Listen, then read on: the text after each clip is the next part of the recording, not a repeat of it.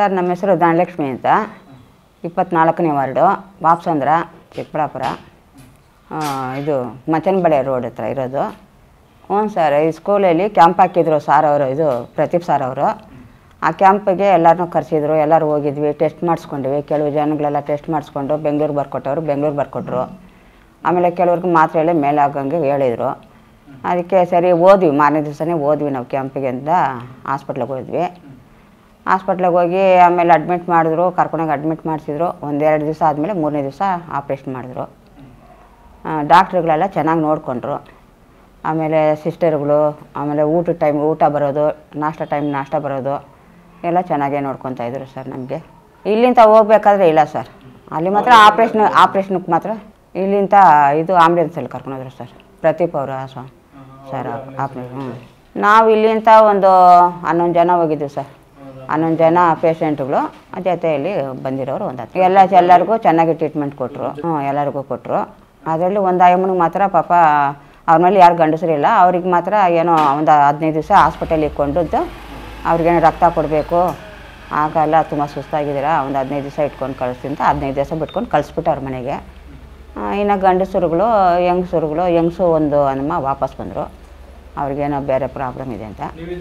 ಏನಿಲ್ಲ ಸರ್, ನಾವು ಗೌರ್ಮೆಂಟ್ ಹಾಸ್ಪಿಟ್ಲಿಗೆ ಹೋಗೋದು, ನಾವು ಅಷ್ಟು ಸೌಕರ್ಯ ಅಲ್ಲ. ಗೌರ್ಮೆಂಟ್ ಹಾಸ್ಪಿಟ್ಲಿಗೆ ಹೋಗಿದ್ದು, ತೋರಿಸಿದ್ವಿ. ಅವರು ಎಕ್ಸ್ರಾ ತೆಗೆಸಿ ನೋಡ್ಬೇಕಂಬಂದರು. ಕೆಲವು ಈ ಕಿಡ್ನಿಯಲ್ಲೂ ಕಲ್ಲು, ಇದು ಪಿತ್ತಕೋಷ್ಟದಲ್ಲೂ ಕಲ್ಲಿತ್ತು. ಅದನ್ನು ನಾವು ಗೌರ್ಮೆಂಟ್ ಹಾಸ್ಪಿಟ್ಲಲ್ಲೇ ನಾವು ಆಪ್ರೇಷನ್ ಮಾಡಿಸಿ ಎಲ್ಲ ಕ್ಲಿಯರ್ ಮಾಡಿದ್ದು. ನಾವು ದುಡ್ಡು ಖರ್ಚು ಮಾಡೋಷ್ಟು ನಾವು ಸೌಕರ್ಯ ಅಲ್ಲ ಸರ್ ನಾವು. ಆದ್ದರಿಂದ ಪ್ರದೀಪ್ ಸಾರಿಂದ ನಾವು ಮುಂದುವರೆದ್ವಿ. ಹೋಗಿ ಅವ್ರ ಇದರಿಂದ ನಾವು ಈ ಆಪ್ರೇಷನ್ ಮಾಡಿಸ್ಕೊಂಡ್ವಿ ಸರ್. ಕಾಲು ಮಾತ್ರ 2 ವರ್ಷದಿಂದ ತುಂಬ ನೋವಿತ್ತು, ಪಾದಗಳು, ಮುಟ್ಟಿ ಕಾಲುಗಳು ಎಲ್ಲ.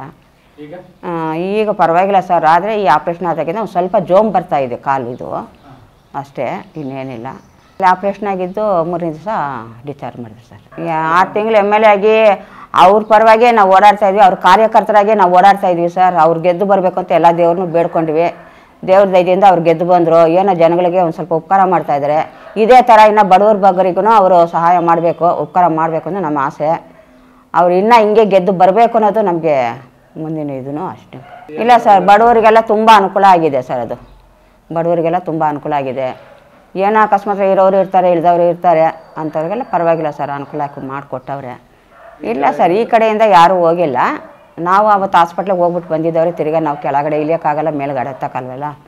ಅದರಿಂದ ನಾವು ಅದು ಏನು ಅಷ್ಟು ಗಮನಿಸಲಿಲ್ಲ ಸರ್. MLA ಅವರು ಇವಾಗ ಪಾಪ ಅವರು ಹೊಸ್ದಾಗಿ ನಿಂತಿದ್ದಾರೆ, ಅವ್ರಿಗಿನ್ನೂ ಅನುಭವ ಕಮ್ಮಿ ಅನಿಸುತ್ತೆ ಸರ್. ಬಂದಿರೋ ವಾರ್ಡಿಗೆ ಬರ್ತಾ ಇದ್ದಾರೆ. ಇನ್ನು ನಮ್ಮ 24ನೇ ವಾರ್ಡು ಮೇನ್ ರೋಡಿಂದ BB ರೋಡಿಂದ ಈ ಕಡೆಗೆ ಬಂದಿಲ್ಲ.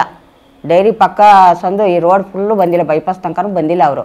ನಾವು ಮನೆ ಮೀಟಿಂಗ್ ಹೋದಾಗೂ ಹೇಳ್ಕೊಂಡ್ವಿ, ಅವ್ರ ಹತ್ರ ಕೇಳ್ಕೊಂಡ್ವಿ. ಸರ್ ನಮ್ಮ ಕಷ್ಟಗಳು ಬಂದು ನೋಡಿ, ನೀರು ತುಂಬ್ಕೊತಾ ಇದೆ ಮನೆ ಒಳಗಡೆ, ಚರಂಡಿ ನೀರು ಮುಂದ್ಗಡೆ ಹೋಗ್ತಾ ಇಲ್ಲ.